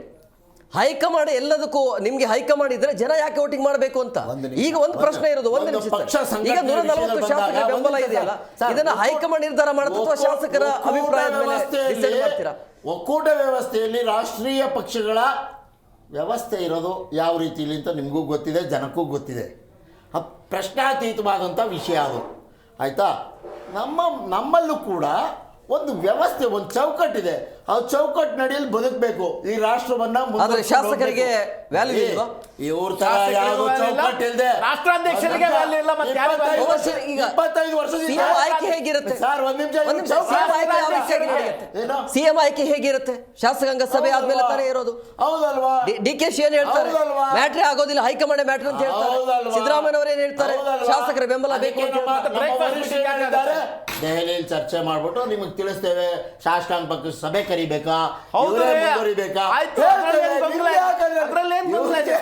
ಪಾಪ ಇವ್ರನ್ನೆಲ್ಲ ಕೇಳೋರು. ಈ ಅದ್ಯಾರೋ ರಾಧಾಕೃಷ್ಣನ್ ಅನ್ನೋರು ಯಾರೋ ಒಬ್ರು ಇವರ ಉಸ್ತುವಾರಿ ಇವ್ರು ಇದ್ದಾರೆ ಕರ್ನಾಟಕಕ್ಕೆ. ಪಾಪ ಅವ್ರು ಹೋದ ವರ್ಷ ನೋಡಿದ್ದೆ ನಾನು ಬೆಂಗಳೂರಲ್ಲೆಲ್ಲ ಬಂದಾಗ. ಅದೇನು 2 ವರ್ಷದಿಂದ ಕಾಣಿಸ್ತಿಲ್ಲ ಅವರು. ಅದೆಲ್ಲಿ ರಾಧಾ ಮೋಹನ್ ಏನೋ ಅವ್ರ ಹೆಸರು. ಇರ್ಲಿ, ಬಿಜೆಪಿ ಆಫೀಸರ್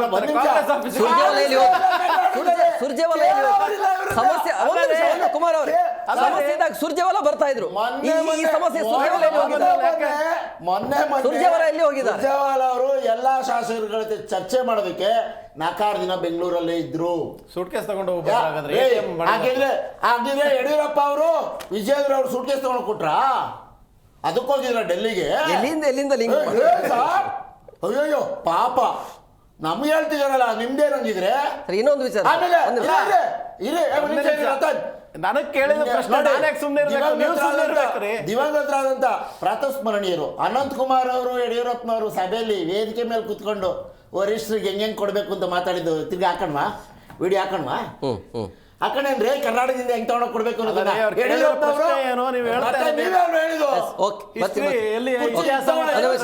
ಅವರಿಗೆ ಮಾತಾಡಕ್ ಬಿಡಿ.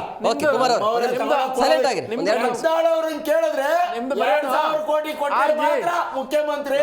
ಅದು ಕಾಂಗ್ರೆಸ್ ಅವರು ಯಾರೋ ಹೇಳಿದ್ದಾರೆ ಅಂತ ಹೇಳಿದ್ದು.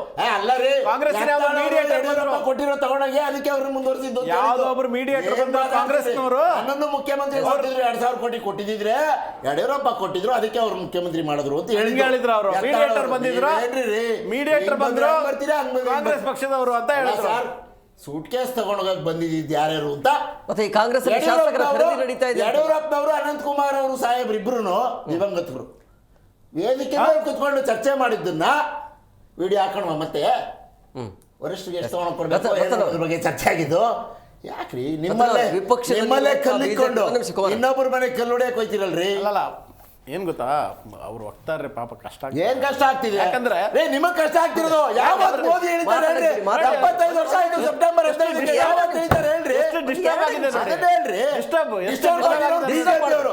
ಅಲ್ಲ, ನೋಡಿ ಸರ್, ಒಂದು ನಿಮಿಷ. ಆಯ್ತು. ನೀವೇ ನೋಡಿ, ಮಾತಾಡ್ತೀರಾ, ಗಲಾಟೆ ಮಾಡ್ತಿದ್ದೀರಾ. 25 ವರ್ಷದಿಂದ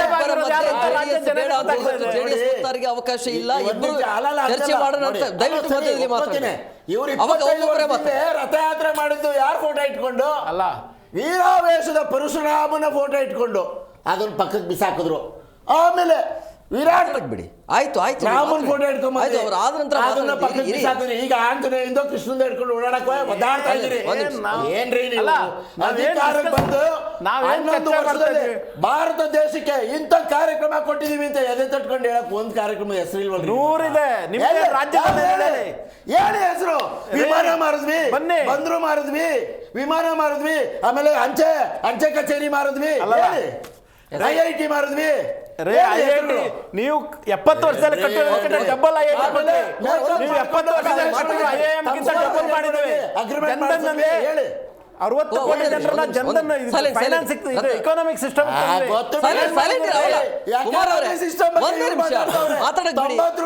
ಡಾಲರ್ ಮುಂದೆ ನಮ್ ರೇಟು. ಆಯ್ತು ಆಯ್ತು, ಅವ್ರ ಬಗ್ಗೆ ಕೊಡ್ತಾರೆ. ದೇಶ ಐದನೇ ಅತಿ ದೊಡ್ಡ ಎಕಾನಮಿ ಅದನ್ನು ಹೇಳಿ ಅವ್ರಿಗೆ. ಎಕಾನಮಿ ಹೇಳಿ ಆಯ್ತಾ, ಹೇಳ್ತಾರೆ ಅವರು. GDP ಅಲ್ಲ, ಕ್ಲಾರಿಟಿ ಕೊಡ್ತಾರೆ. ಕುಮಾರ್ ಅವರೇ ಮಾತಾಡಬೇಡಿ ಹೇಳಿ. ಕುಮಾರ್ ಅವರೇ, ಬೇಡ ಆಕ್ರೋಶ ಬೇಡ, ಮಧ್ಯದಲ್ಲಿ ಮಾತಾಡ. ವ್ಯವಸ್ಥೆ ಬಗ್ಗೆ ಮಾತಾಡ್ಬೇಕು ಬೇಡ? ಒಂದೇ ನಿಮಿಷ ಯಾಕಪ್ಪ ಡಾಲರ್ ತಾಳ್ಮೆ ಇರ್ಲಿ. ನಮ್ಮ ರೂಪಾಯಿ 90 ರೂಪಾಯಿ ಆಗ್ಬಿಡ್ತು. 90 ರೂಪಾಯಿ 15 ಪೈಸಾ ಹೇಳ್ಬೇಕಲ್ಲ. ಅಲ್ಲ, ಅವ್ರಿಗೆ ಕೊಟ್ಬಿಡಿ, ಮಾತಾಡ್ಲಿ. ಅವ್ರು ಮಾತಾಡಿದ ಹೇಳಿ ಮಾತಾಡಿ. ಓಕೆ, ಅಲ್ಲ, ನಾನ್ ಮಾತಾಡುವಾಗ ನೀವು ಡಿಬೇಟ್ ಅಂದ್ರೆ ಏನ್ ಗೊತ್ತಾ, ನಾನ್ ಮಾತಾಡುವಾಗ ನೀವು ಮಾತಾಡೋದಲ್ಲ. ನಿಮಗೆ ಅಷ್ಟೊಂದು ಮಾಹಿತಿ ಇದ್ದದಿದ್ರೆ ನೀವು ಹೇಳಿ. ಇವಾಗ ನಿಮ್ಗೆ ಅವಕಾಶ ಕೊಟ್ಟಿದ್ದೀವಿ, ಇನ್ನು ಫುಲ್ ಪೂರ್ತಿ ನೀವು ಮಾತಾಡಿ. ಹೇಳಿದಿ ಕುತ್ರ ಕೊಡಿ ಸಾಕು. ಮಾತಾಡ್ರಿ. ಬೆಲೆ ಯಾಕೆ ಅಷ್ಟ ಆಯ್ತು, ಕೊಡ್ತಾರೆ. ಆಯ್ತಾ ಆಯ್ತಾ ಕೊಡಿ. ಆಯ್ತು ಕೊಡ್ರಿ. ಗೊತ್ತು. ಈಗ ಏನಂದ್ರೆ ಇವರಿಗೆ ಅವ್ರದ್ದು ಪರಿಸ್ಥಿತಿ ಒಂದೇ ನಿಮಿಷ ಶುರು ಮಾಡಿಲ್ಲ. ಪರಿಸ್ಥಿತಿ ಅರ್ಥ ಆಗುತ್ತೆ. ಯಾಕಂತ ಹೇಳಿದ್ರೆ ಈ ಕಡೆ ಸಿದ್ದರಾಮಯ್ಯನವ್ರ ಪರ ಮಾತಾಡಿದ್ರೆ DK ಶಿವಕುಮಾರ್ ಅವರಿಗೆ ಇದಾಗುತ್ತೆ, ಕೋಪ ಬರುತ್ತೆ. DK ಶಿವಕುಮಾರ್ ಅವ್ರ ಪರ ಮಾತಾಡಿದ್ರೆ ಸಿದ್ದರಾಮಯ್ಯನವರಿಗೆ ಮತ್ತು ಅವ್ರ ಟೀಮ್ ಅವರಿಗೆ ಕೋಪ ಬರುತ್ತೆ. ಏನ್ ಮಾತಾಡಬೇಕು? ಬೇರೆ ಅಸಂಬದ್ಧ ಯಾವ್ದಾವ್ದೋ ವಿಷಯವನ್ನ ಡೈವರ್ಟ್ ಮಾಡೋದನ್ನ ಮಾತಾಡಬೇಕು. ಏನು ಇವ್ರು ಸರ್ಕಾರದವರು ಅಭಿವೃದ್ಧಿ ಬಗ್ಗೆ ಮಾತಾಡಿ, ಅಭಿವೃದ್ಧಿ ಬಗ್ಗೆ, ಅಶೋಕ್ ಅವ್ರ ಬಗ್ಗೆ, ಅಭಿವೃದ್ಧಿ ಬಗ್ಗೆ, ಅಥವಾ ರಮೇಶ್ ಜಾರಕಿಹೊಳಿ ಅಭಿವೃದ್ಧಿ ಬಗ್ಗೆ ಮಾತಾಡಿದ್ರೆ, ಆಮೇಲೆ ಕುಮಾರ್ ಬಂಗಾರಪ್ಪ ಅವ್ರ ಬಗ್ಗೆ ಮಾತಾಡ್ಲಿ, ಅರವಿಂದ್ ಲಿಂಬಾವಳಿ ಅವ್ರ ಬಗ್ಗೆ ಮಾತಾಡಿ, ಪ್ರತಾಪ್ ಸಿಂಹ ಅವ್ರ ಬಗ್ಗೆ ಮಾತಾಡಿ. ಮಧ್ಯದಲ್ಲಿ ಮಾತಾಡಿದ್ರೆ ಏನು ಅರ್ಥ ಆಗೋದು? ಅಲ್ಲ, ಅವ್ರಿಗೆ ಮಾತಾಡ್ಲಿ. ಅಲ್ಲ, ಅವ್ರಿಗೆ ಫುಲ್ ಟೈಮ್ ಕೊಟ್ರೆ ಮಾತಾಡಲ್ಲ. ಮಾತಾಡ್ತೀರಾ? ಮಾತಾಡ್ತೀರಪ್ಪ. ಅಲ್ಲ ರೀ, ಖಾಲಿ ಡಬ್ಬ ರೀ, ಏನಿಲ್ಲ. ಅವ್ರಿಗೆ ಗೊತ್ತೇ ಇಲ್ಲ ಏನು ವಿಷಯ, ಏನ್ ಮಾತಾಡ್ಬೇಕು ಅಂತ. ಖಾಲಿ ಡಬ್ಬ ಯಾವತ್ತು ಸೌಂಡ್ ಜಾಸ್ತಿ ಮಾಡುತ್ತೆ. ಏನ್ ಮಾಡೋದು? ಅದೇ ಸ್ಥಿತಿ ಅಲ್ವಾ? ಖಾಲಿ ಡಬ್ಬ. ಅಲ್ಲ ರೇ, ಮಾತಾಡೋಕೆ ನಾನ್ ಮಾತಾಡಿದ್ರೆ ಯಾಕೆ ಮಾತಾಡ್ತೀರಾ? ಬಿಜೆಪಿ ಸೇರ್ತೀರಾ? ಬಿಜೆಪಿ ಅವಕಾಶ ಕೊಟ್ಟರೆ ಏನ್ ಮಾತಾಡ್ತೀರಾ?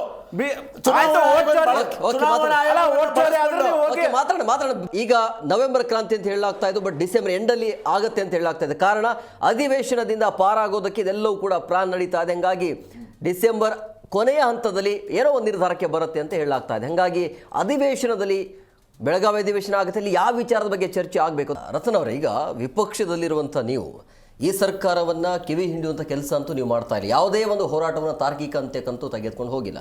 ಇದು ಒಂದು ಕಡೆ ಆದರೆ, ಈಗ ಒಂದು ನಿಮಿಷ, ನಾನು ಕ್ವಶನ್ ಕಂಪ್ಲೀಟ್ ಮಾಡಿಲ್ಲ. ಇದು ಒಂದು ಕಡೆ ಆದರೆ, ರಾಜ್ಯದಲ್ಲಿ ಏನೆಲ್ಲ ನಡೀತಾ ಇದೆ ಅನ್ನೋದು ಕಣ್ಣಾರೆ ನೋಡ್ತಾ ಇದ್ರಿ. ಆದರೆ ನೀವು ಅವರ ಜೊತೆಗೆ ಕೈ ಜೋಡಿಸ್ತಾ ಇದ್ರಿ, ಸಿದ್ದರಾಮಯ್ಯನವರು ಬಿಟ್ಕೊಡ್ಬೇಕು, DK ಅವರು CM ಆಗಬೇಕು ಅಂತೇಳಿ. ನಿಮಗೆ ಯಾಕೆ ಆಸೆ ಇದೆ ಅದರ ಮೇಲೆ? CM ಕುರ್ಚಿ ಮೇಲೆ ನಿಮಗೂ ಕೂಡ ಆಸೆ ಇದೆಯಲ್ಲ. DK ಅವರು ಯಾಕೆ CM ಆಗಬೇಕು ಅಂದರೆ ಸಿದ್ದರಾಮಯ್ಯನವ್ರನ್ನ ಎದುರು ಹಾಕೊಳ್ಳೋಕೆ ಆಗೋದಿಲ್ಲ ಅಂತವನ ಹೇಗೆ? ಇವಾಗ ನೀವು ಹೇಳಿದ್ರಿ, ಒಳ್ಳೆ ಪ್ರಶ್ನೆ. ಇವ್ರು ಮಾತಾಡ್ತಾರೆ, ಒಳ್ಳೆ ಪ್ರಶ್ನೆ. ನನ್ನ ಪರವಾಗಿ ರತನ್ ಹೇಳಿ. ಆಯ್ತಾ?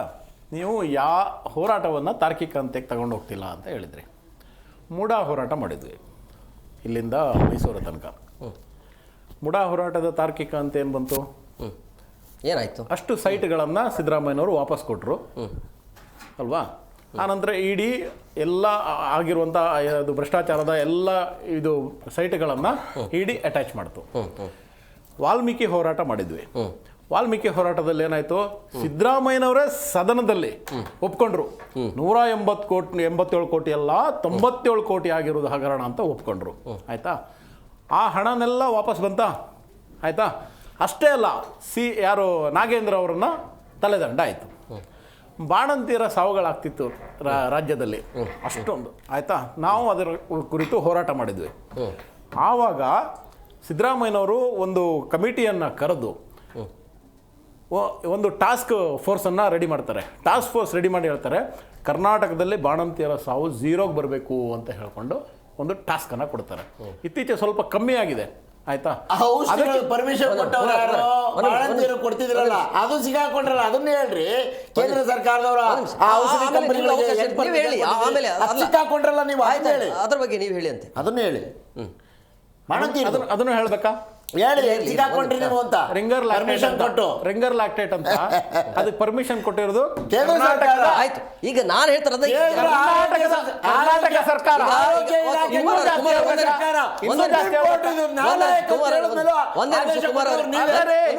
ಕರ್ನಾಟಕದ ಆರೋಗ್ಯ ಇಲಾಖೆ ಕೇಂದ್ರ ಸರ್ಕಾರದ ಕೈಯಲ್ಲಿ ನನ್ನ ಸಿಂಪಲ್ ಪ್ರಶ್ನೆ,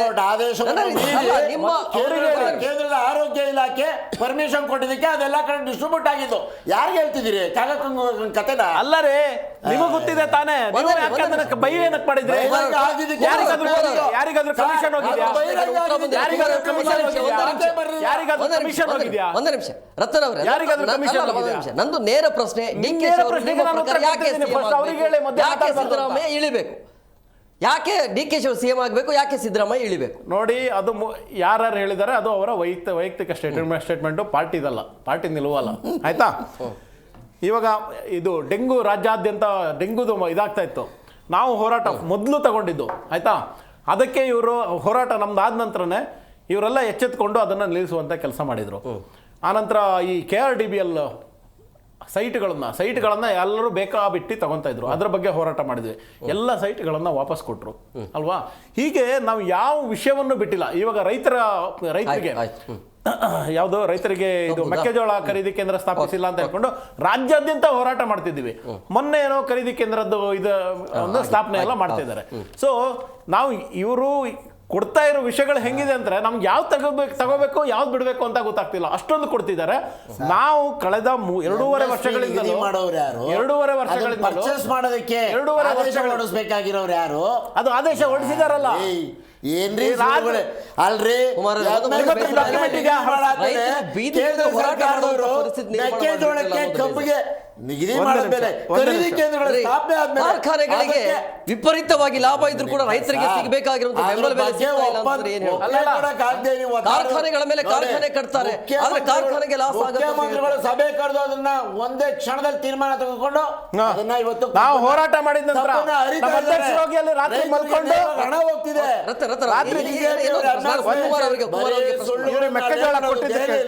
ಕರ್ನಾಟಕದಲ್ಲಿ ಪುಂಖಾನುಪುಂಖವಾಗಿ ಅದನ್ನೇ ಹೇಳ್ಕೊಂಡು ಕುಮಾರ್, ಸಿದ್ದರಾಮಯ್ಯನವರು ಯಾಕೆ ಹಠಕ್ಕೆ ಬಿದ್ದಾರೆ? ಯಾಕೆ ಬಿಟ್ಕೊಡ್ತಾ ಇಲ್ಲ ಸರ್? ಹಠಕ್ಕೆ ಬಿದ್ದವ್ರೆ ಅಂದ್ರೆ ಏನರ್ಥ ಸರ್? ಶಾಸಕಾಂಗ ಸಭೆ ಕರೆದು ಚುನಾವಣೆ ಆದ ನಂತರ ಶಾಸಕರೆಲ್ಲ ನಮ್ಮ ಶಾಸಕಾಂಗ ಪಕ್ಷದ ನಾಯಕರು ಮಾನ್ಯ ಸಿದ್ದರಾಮಯ್ಯನವರನ್ನ ಆಯ್ಕೆ ಮಾಡಿ ಅವರು ಮುಖ್ಯಮಂತ್ರಿಗಳು ಮತ್ತು ನಮ್ಮ ಪಕ್ಷದ ಅಧ್ಯಕ್ಷರಾದಂಥ ಡಿ.ಕೆ. ಶಿವಕುಮಾರ್ ಅವರು ಉಪಮುಖ್ಯಮಂತ್ರಿಗಳು ಅಂತ 2 ಸ್ಥಾನ ಸೃಷ್ಟಿಯಾಗಿ ಇಷ್ಟು ಜನ ನಮ್ಮ ಮಂತ್ರಿಮಂಡಲದಲ್ಲಿ ಈ ಸಮಾಜದವರು, ಈ ಪ್ರಾಂತ್ಯದವರು, ಒಟ್ಟಾರೆ ಕರ್ನಾಟಕದ ಎಲ್ಲ ಭಾಗದಿಂದ ಆಯ್ಕೆಯಾಗಿರೋ ಹಿರಿಯರು ಮತ್ತು ಅನುಭವಿಗಳು ಮತ್ತು ಆಸಕ್ತಿ ಇರೋರನ್ನ ಆಯ್ಕೆ ಮಾಡಿ ಸರ್ಕಾರ ರಚನೆ ಆದಮೇಲೆ ಶಾಸಕಾಂಗ ಪಕ್ಷ ಸಭೆಯಲ್ಲಿ ಮತ್ತೇನಾದ್ರು ಅದ್ರ ಬಗ್ಗೆ ಚರ್ಚೆ ಆಯ್ತಾ ಯಾವತ್ತಾರು?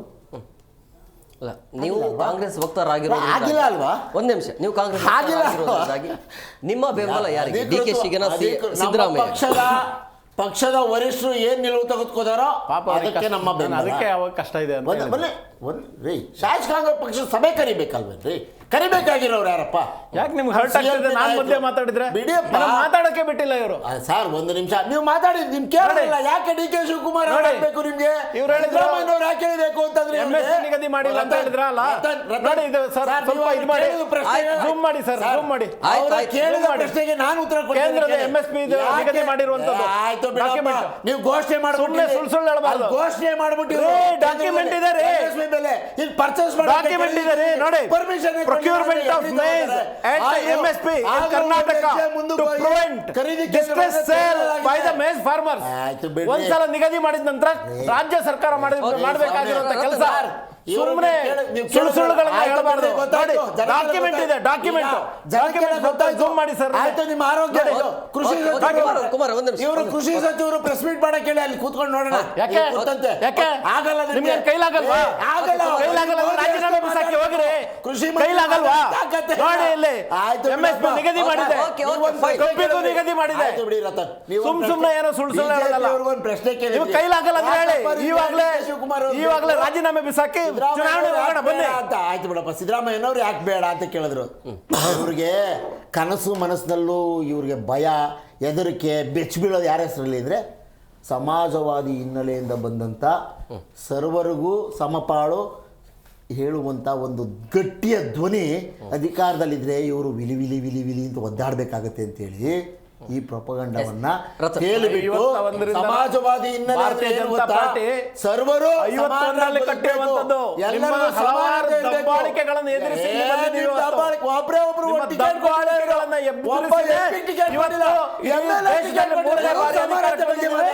ಇಡೀ ರಾಜ್ಯ ಭಯ ಇರಬಹುದು, ನಿಮಗೂ ಕೂಡ ಒಂದು ಭಯ ಇರುತ್ತಲ್ಲ. DK ಅವರು ಬಂದ್ರೆ ಏನೆಲ್ಲ ಬೆಳವಣಿಗೆ ಆಗುತ್ತೆ ರಾಜ್ಯದಲ್ಲಿ? ರಾಜ್ಯಗಳ ಅಧಿಕಾರದಲ್ಲಿ ಒಂದೇ ನಿಮಿಷ. ಮುಸಲ್ಮಾನರಿಗೂ ಟಿಕೆಟ್ ಕೊಟ್ಟಿಲ್ಲ. ನಿಮ್ಗೆ ಅರ್ಹತೆ ಇದೆಯೇನ್ರಿ ಒಂದು ರಾಜಕೀಯ ಪಕ್ಷ ರತನ್ ಅವರು ಈಗ ಅರ್ಹತೆ ಇದೆಯೇನ್ರಿ? ಕುಮಾರ್ ಅವರು ಒಂದೇ ನಿಮಿಷ. ರತನ್ ಅವರು ಈಗ ಅಧಿವೇಶನ ಆರಂಭ ಆಗುತ್ತೆ, 8ನೇ ತಾರೀಕಿನ ಅಧಿವೇಶನ ಆಗುತ್ತೆ. ಯಾವ ರೀತಿಯಾಗಿ ತಯಾರಿಯಾಗಿದ್ದೀರಿ? ಅಧಿವೇಶನದಲ್ಲಿ ಈ ಸರ್ಕಾರವನ್ನು ಕಟ್ಟಿ ಹಾಕಲು ಏನೇನು ಮಾಡಬೇಕು ಎಲ್ಲ ಕೆಲಸವನ್ನು ಭಾರತೀಯ ಜನತಾ ಪಾರ್ಟಿ ಒಂದು ರೆಸ್ಪಾನ್ಸಿಬಲ್ ವಿರೋಧ ಪಕ್ಷವಾಗಿ ಮಾಡಲಿದೆ.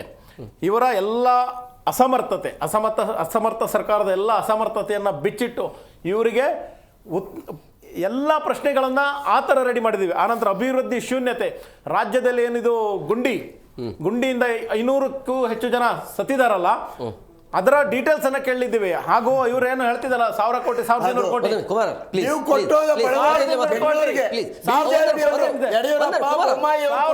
ಕೋಟಿ ಕೊಟ್ಟಿದೀವಿ ಅಂತ ಹೇಳ್ತಿದ್ರಲ್ಲ, ಅದೆಲ್ಲಿಗೋಯ್ತು ಅನ್ನುವ ಪ್ರಶ್ನೆ ಕೇಳ್ತೀವಿ.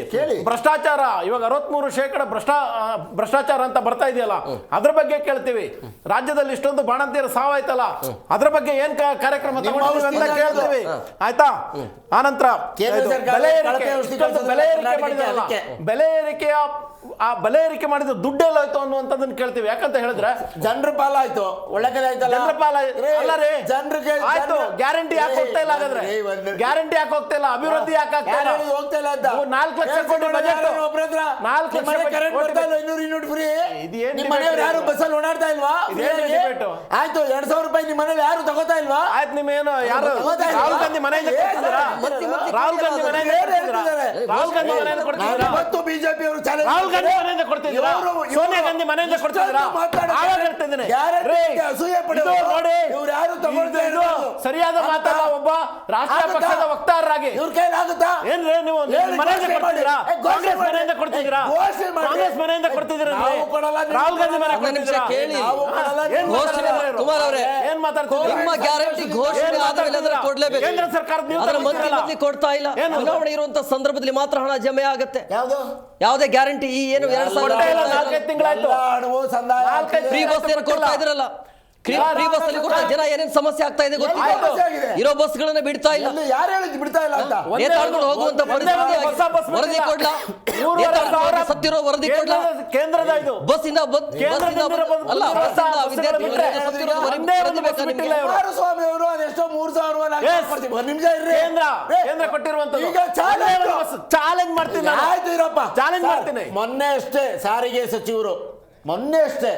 ಸಚಿವರು ಪ್ರೆಸ್ ಮೀಟ್ ಮಾಡಿ ನಮ್ಮ ಇಡೀ ಕರ್ನಾಟಕ ಸಾರಿಗೆ ವ್ಯವಸ್ಥೆಯಲ್ಲಿ 1700 ಅಷ್ಟೇ ಎಲೆಕ್ಟ್ರಿಕ್ ಬಸ್ ಇದೆ. ಯಾಕಪ್ಪ ಅಧಿಕೃತವಾಗಿ ಕೇಳಿದ್ರಲ್ಲ ನೀವು ಯಾರು ಆ, ಮಾತಾಡಲಿಲ್ಲ 1700 ಕೊಟ್ಟಿರೋದು BJP ನೇ. ಒಂದ್ ನಿಮಿಷ ಇರ್ರಿ ಕೇಂದ್ರ ಸರ್ಕಾರನೇ. ಬಿಡಪ್ಪ ಇವಾಗ 3,500 ಬಿಡುಗಡೆ ಆಗ್ತಿದೆ, ಅದನ್ನು ಕೇಂದ್ರ ಸರ್ಕಾರ ಕೊಟ್ಟಿರುವಂತದ್ದು. ಆಕ್ಸಿಡೆಂಟ್ ಆಗ್ತಿದೆ, ಬ್ರೇಕ್ ಡೌನ್ ಆಗ್ತಿದೆ, ಅದಕ್ಕೆ ಅಷ್ಟೇ ಕೊಡ್ರಿ. ನಾನು ಹೇಳ್ತಾ ಇರೋದು ಇಬ್ಬರಿಗೆ ಹೇಳ್ತಾ ಇರೋದು ನಿಮಗೆ ಕಾಂಗ್ರೆಸ್ ಯಾರು ಬೇಕಾದ್ರೂ ಆಗ್ಲಿ ಸಮಸ್ಯೆ ಇಲ್ಲ. ಒಂದೇ ನಿಮಿಷ ನಮ್ಮ ಗೃಹ ಜನರಿಗೆ ಇಂಥವ್ರು ಸಿಎಂ ಆಗ್ಬೇಕು ಅಂತ ಹೇಳಿಲ್ಲ, ಯಾರು ಬೇಕಾದ್ರೂ ಸಿಎಂ ಆಗ್ಲಿ, ಆದ್ರೆ ಜನಪರವಾಗಿರ್ಬೇಕು, ಸಮಸ್ಯೆಗಳಿಗೆ ಸ್ಪಂದಿಸುವಂತ ಕೆಲಸ ಆಗಲಿ. ಆದ್ರೆ ಬೆಳಗ್ಗೆ ಎದ್ದ ತಕ್ಷಣ ಟಿಫನ್ ಮಾಡ್ತೀವಿ. ಒಂದು ನಿಮಿಷ ಡಿಬೇಟ್ ಹೆಂಗಾಗಿದೆ ಅಂದ್ರೆ ಆಡಳಿತ ಇವ್ರ ಪಕ್ಷದ CM ಟಿಫನ್ ಮಾಡೋ ಜಾಗದಲ್ಲಿ ಏನ್ ಚರ್ಚೆ ಆಗ್ಬೇಕು ಅಂತ. ಜನರ ಸಮಸ್ಯೆಗಳ ಬಗ್ಗೆ ಚರ್ಚೆ ಆಗ್ಬೇಕು, ಕುರ್ಚಿ ಬಗ್ಗೆ ಚರ್ಚೆ ಅಲ್ಲ ಸರ್. ಬೇಕಾಗಿಲ್ಲ ಅವ್ರಿಗೆ, ಲೋಪ ಆಗಿದೆಯಾ? ಬೇಕಾಗಿಲ್ಲ ಅವ್ರಿಗೆ. ಇವ್ರ ತರ ನಲ್ಗೋದ್ರಲ್ಲ, ತಮಟೆ ಬಡ್ಕೊಂಡು, ಜಾಗಟೆ ಬಾರಿಸ್ಕೊಂಡು, ದೀಪ ಹಚ್ಕೊಂಡು, ಅದ್ರಲ್ಲಿ ಏನ್ ತಪ್ಪಿದೆ? ಹೋಗ್ಲಿಲ್ವಾ ಜನ? ಅಮೆರಿಕದವರು ಮಾಡಿದ್ರು, ಆತ್ಮ ಬರ್ಬರ ಮಾಡಿದ್ರು, ಫ್ರಾನ್ಸ್ ಅವ್ರು ಮಾಡಿದ್ರು. ಆಯ್ತಪ್ಪ, ಆತ್ಮ ಬರ್ಬರ ಯೋಜನೆ 2-0-0-0-0-0 ಅದು ಎಣ್ಸಕ್ಕೆ ಆಗ್ಲಿಲ್ಲ. ಒಬ್ರಿಗೂ ಉದ್ಯೋಗ ಸಿಗ್ಲಿಲ್ಲ, ಒಂದು ಫ್ಯಾಕ್ಟ್ರಿ ಓಪನ್ ಈಗ ಆಗಿಲ್ಲ. ಅಧಿವೇಶನ ನಡೀತಾ ಇದೆ. ಅಧಿವೇಶನ ದಯವಿಟ್ಟು ಇಬ್ರಿಗೆ ಹೇಳ್ತಾ ಇರೋದು, ಎರಡು ಪಕ್ಷಕ್ಕೆ ಹೇಳ್ತಾ ಇರೋದು, ಅಲ್ಲಿ ಕುರ್ಚಿಯ ವಿಚಾರ ಯಾವುದೇ ಕಾರಣಕ್ಕೂ ಚರ್ಚೆ ಆಗದಿರಲಿ. ಅಧಿವೇಶನದಲ್ಲಿ ವರ್ಷಕ್ಕಿಂತ ವರ್ಷಕ್ಕೆ ವೆಚ್ಚ ಜಾಸ್ತಿ ಆಗ್ತಾ ಇದೆ, ಅಲ್ಲಿ ಆಗುವಂತ ಚರ್ಚೆ ಆಗ್ತಾ ಇಲ್ಲ. ಒಂದು ನಿಮಿಷ, ಇದಕ್ಕೆಲ್ಲ ಕಾರಣ ಬಿಜೆಪಿಯ ಕೇಂದ್ರ ಸರ್ಕಾರ. ಅದಕ್ಕೆ ಹೇಳಿದೆ, ಅದಕ್ಕೆ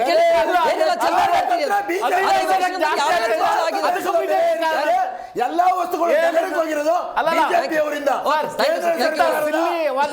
ವಿವಾದ ನೋಡಿಲ್ಲ, ಸಿಲ್ಲಿ ಡಿಬೇಟ್ ನಾನು ನೋಡಿಲ್ಲ.